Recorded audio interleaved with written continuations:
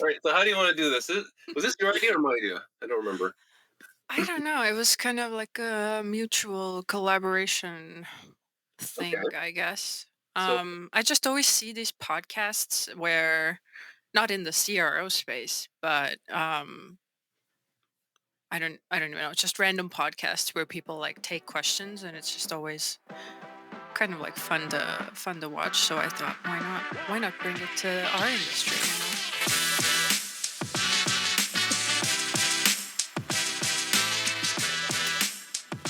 Actually, I'm kind of impressed that you wrangled all these questions together. yeah. Um, when I put it out there, I got no responses, and then I kept bugging people and bugging. I actually reached out to two people directly, and then suddenly they started coming in. Just I don't know how that happened, but I guess it worked out. And you could see that some of them are from folks we know mutually because Hmm. I think, well, maybe we'll get to it later. But one of them says, "How dare you?" Question mark. I deleted that from my list immediately. Oh, that's boring. Because I like those because you could go any direction and no one can say that you're wrong. That's true. That's true. Um, I'm woefully unprepared. Do we need an intro? Um, I don't know. I think people know you at least when you post on your channel. They Uh, know who you are. I don't know. I don't know. Maybe. I don't know. Maybe just tell everyone what you've been up to lately, and how have you been? I have been. I've been okay. That's Um, good. it's been a weird year. I was working at a place. Now I'm not working there anymore. Now I'm doing a thing on my own for a bit, at least. And that's I admire what you folks are doing at Qualitative because I don't know how you do this every day. Well, it's because there's two of us. You're doing it alone, right? I don't That's I don't know how people do it alone. It's rough it's a out there. thing because going out there, hitting the pavement, and doing the work is it's a thing. So it's like, okay, yeah, I can have these great conversations. Oh, I still got to do it. Oh yeah, okay, gotta gotta switch brains. So it's a bit of a Hmm. disconnect. Other than that, I've been working with people in BC trying to set up a podcast and or whatever this is. Um, collecting questions for us to answer. How about you? Hmm. Hmm. What's new on your end? Um, it's also been kind of a weird year.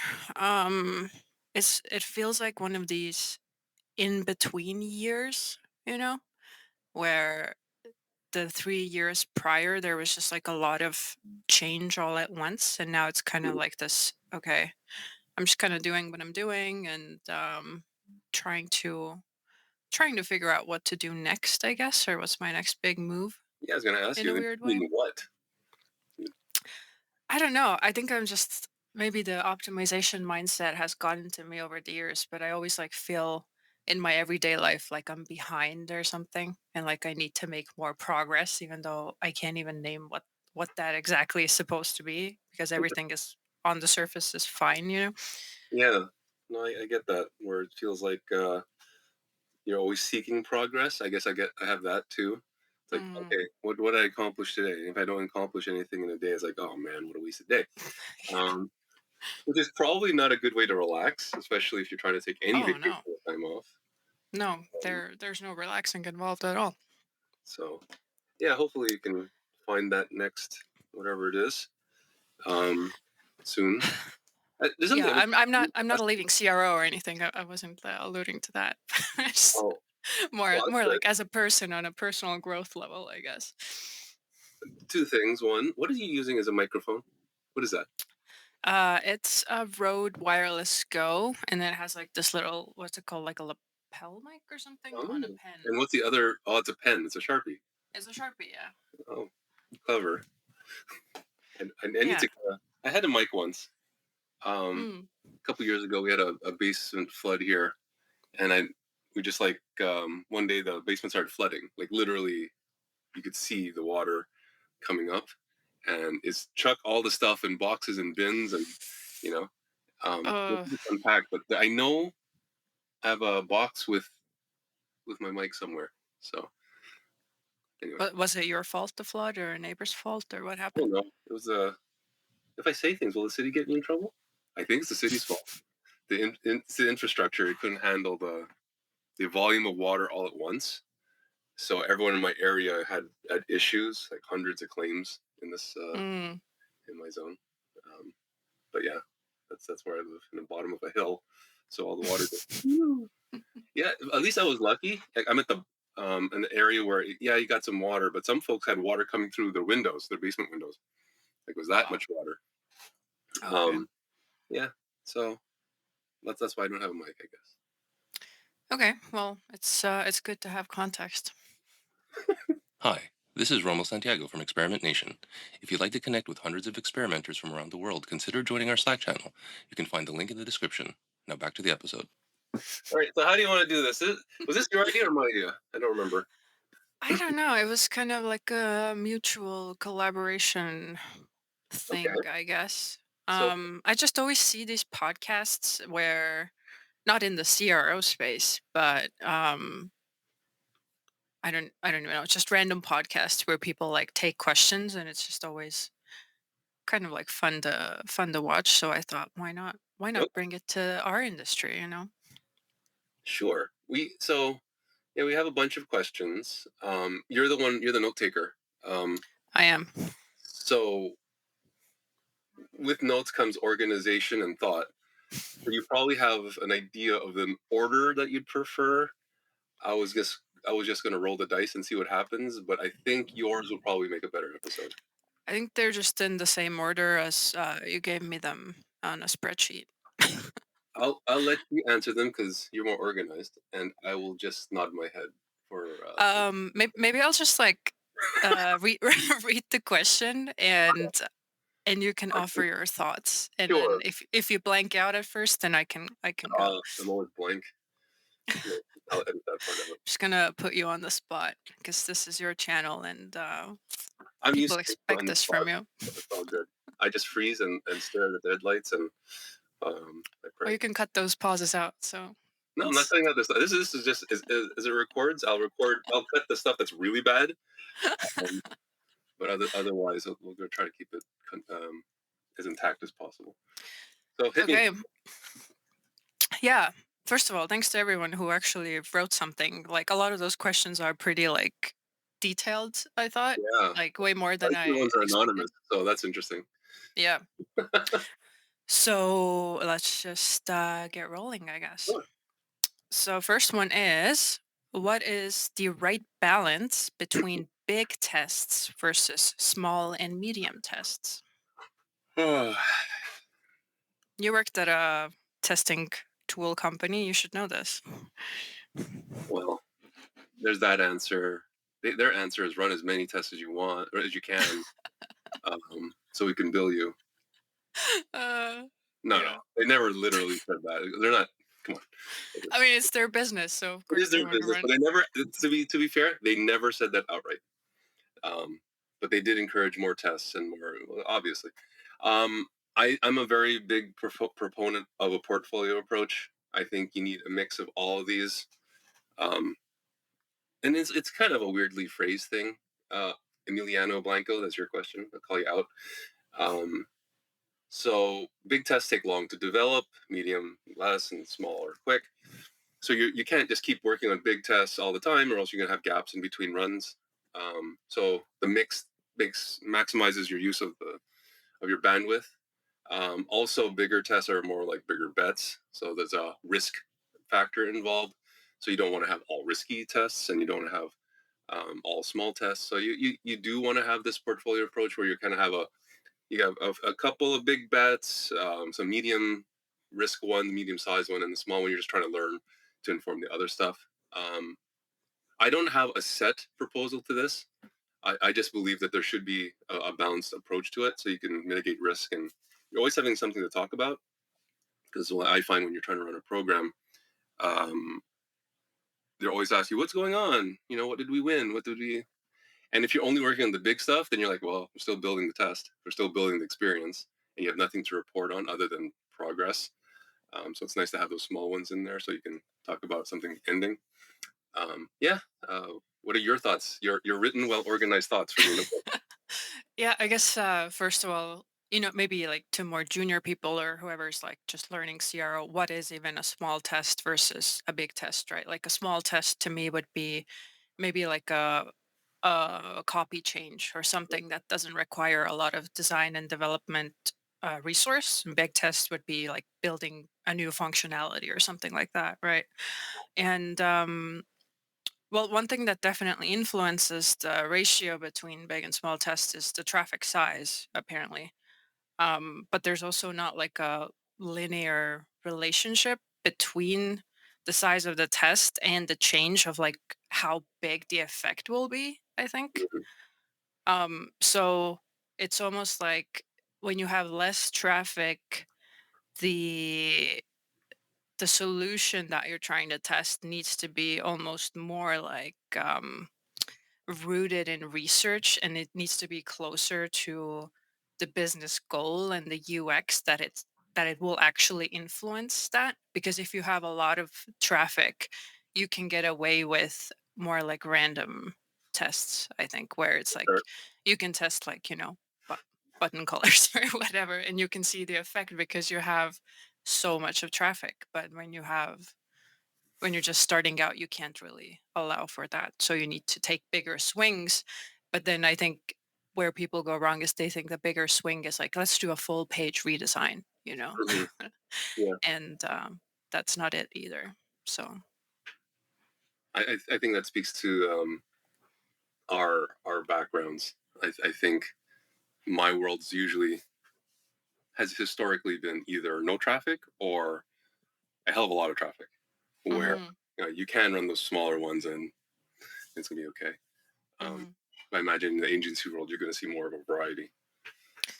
yeah, I feel the same that it's almost harder to find those in between companies trying to build real experimentation programs. It's either the really enterprise level ones or Yeah, it's smaller true. startup ones that are trying to hack it.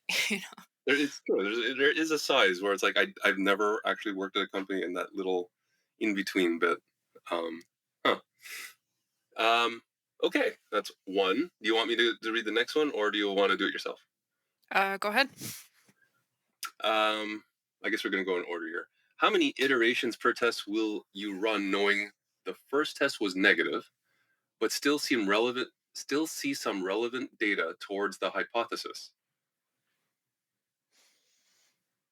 Over to you. Okay. Um, I mean, you can just like keep iterating as long as you have ideas about it, I think. And When do you quit? When do I you go mean, through this? also like a negative result means that it still influenced the UX, just like in the wrong direction, right? So Yeah, you need to go in the other direction. yeah, And I'd say like as long as you have valid hypos around that scenario, yeah, just keep testing it. Why not? yeah. As long as you continue to see impact of something, and if as long as the system's reacting to your poking at it, hmm and you have time and nothing else that's burning, I think it's you could keep going. I mean, ultimately, if you're not seeing anything, that's when you start considering like, okay, this is probably a dead horse. Yeah, Uh, if they're all like flat, I yeah, guess, or for me, that's the biggest nightmare. Okay, it's not nightmare. That's all yeah. relative here. But usually when it's flat, you're like, oh crap! It's like we were completely off the mark. A negative hmm is like, okay, we were in the right ballpark, but we scored in the wrong goal. Um, so you could just turn around. So Yep. I'll let, Okay, we're next gonna go one. back and forth and look at the pattern now. Sorry, you cut out for a second. Oh, I said I see the pattern now. It's going to be me asking, then you Oh asking. yeah, okay, let's take turns. That's fun.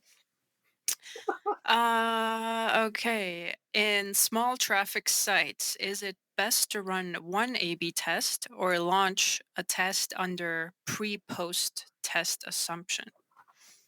Oh, small is so relative. But I think here the implication is the site has crap traffic. It's like it's low. It's not so small you can't run anything, but it's small enough that you're questioning whether AB is going to be a thing. I always default to a pre-post. Obviously, you have to run math, because maybe you do have enough traffic. It depends on how you approach it, and I'm not going to get into the stats stuff. Um, but if it's small enough where A/B testing is going to last, an A/B test is going to run like months, then I'm a big proponent of pre-post. I'm not against it. Like, I know I'm in CRO and stuff, but I'm okay with pre-post. So that's my take. I'd like to hear yours. Actually, I asked this question from a statistician that I live with, and he said that if you don't have enough traffic for an A/B test, then you definitely don't have enough traffic for a before and after comparison. So it's kind Sorry, what did the stats person that you live with say? it's like if you don't have enough traffic for A/B testing, then you definitely don't have enough traffic to do like a pre and post comparison because it's like so low So it's numbers the same.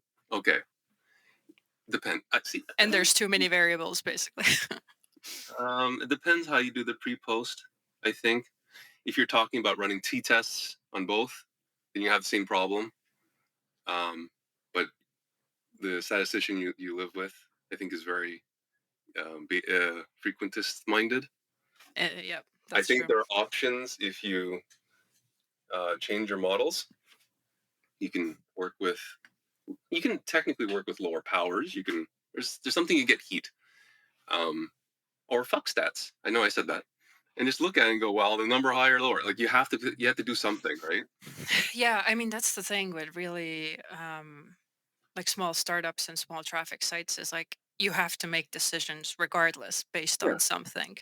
And even then it's like the people who are in the weeds, you know, we always like lecture against intuition and opinions and whatever, but at some point that's all you have. Like the people who are working on the thing, like they have a feel of yeah.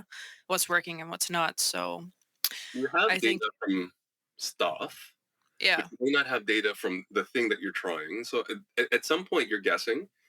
Um, and yeah, I anyway, go on.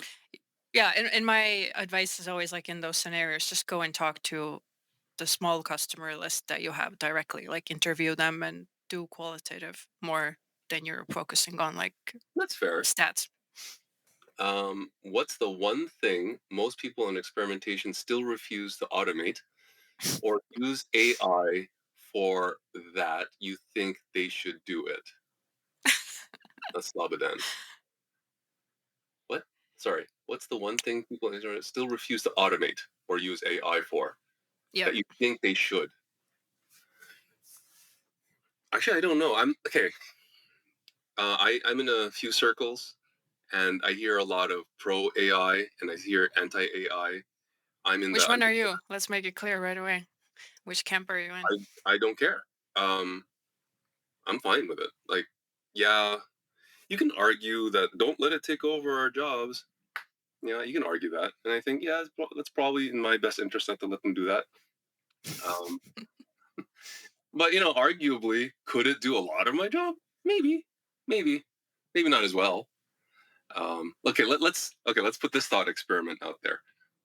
There's AI out there. In the last 3 years, I've seen it produce garbage, and now it's producing stuff that are like, oh wow, this is kind of threatening or interesting or what have you.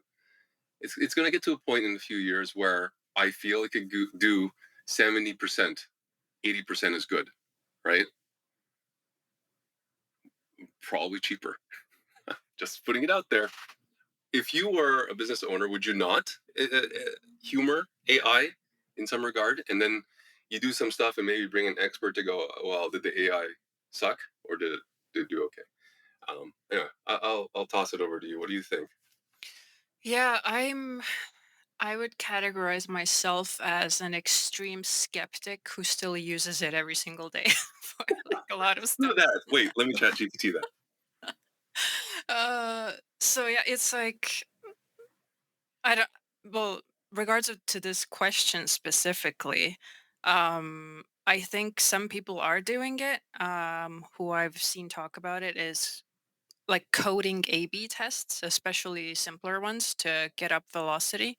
I Hmm. think like some months ago I posted about it, and the opinions were like so split. There were people like, no, this is like bullshit. And then other people were like, yeah, well, this is what the original A/B testing coding was, where people were playing around in visual editors and whatever. And now it's like so much more powerful because people who don't know code can write code, and you don't have to hire an A/B test dev, which has been historically one of the highest costs for a CRO program.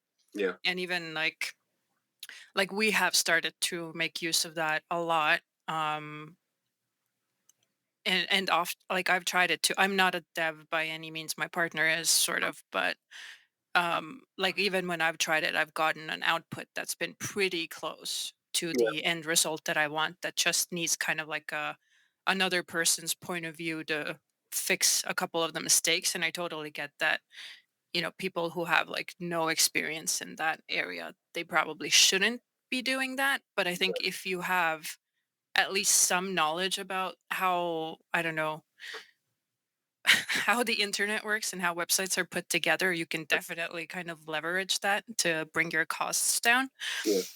So yeah, that's one area that I think will definitely hurt in our industry, is the A/B test devs. Yeah. I think so too. And I see it. Okay. My point of view is if you cannot discern the difference in output between a human and AI, that's when that's when you got to, you know, look at it a couple of times, because let's say you throw it data and the analysis from an expert and the analysis from an AI, whatever it is, look marginally close. I'm just saying, if you are okay, I'm kind of rambling about this, but if an expert can tell the difference, that's one thing. But if the customer can't tell the difference, that's what's important, in my opinion. So whoever your client is or your boss is, if they can't tell the difference between your work versus a bot's work, you're in trouble, or at least the job's in trouble. Um, yeah, Yeah. And what was I going to say?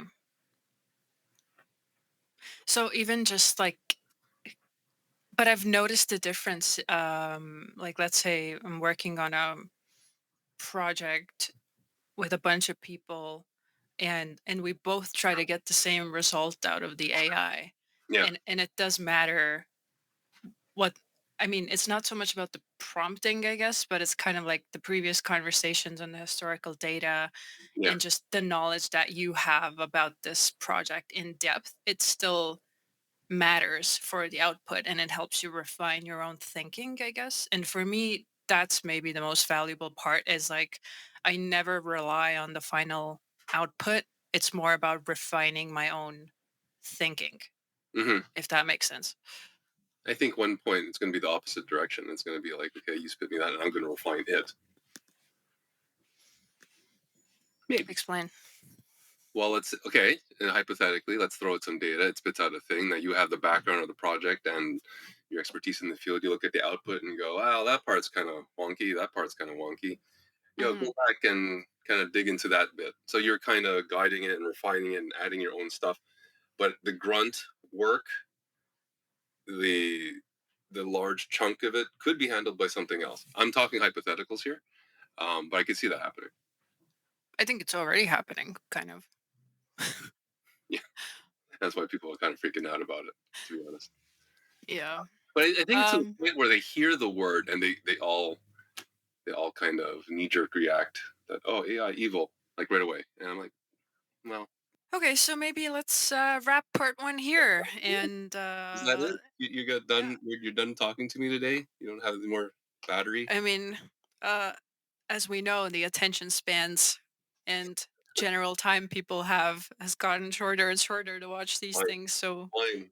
Yeah, it's true. A lot of people were asking for shorts and 1 minute things, and hmm, and here we are talking for 3 hours. for a long time. So like, experimentation started off with written articles. People go, I don't want to read the whole thing. I want to watch a video. So we started making video. This is too long now. I want it 1 minute. What's next, man? It's just like we're gonna Hmm. boom. There it is. That's how Yeah. oh, you're saying. Yeah. Let's wrap part one here, Yeah. and we'll meet you at the next one. Okay. See you then. Our new book, Prove It or Lose It, the mostly no-nonsense guide to surviving experimentation program drama, is out now. Find it at experimentation.com and all major bookstores today.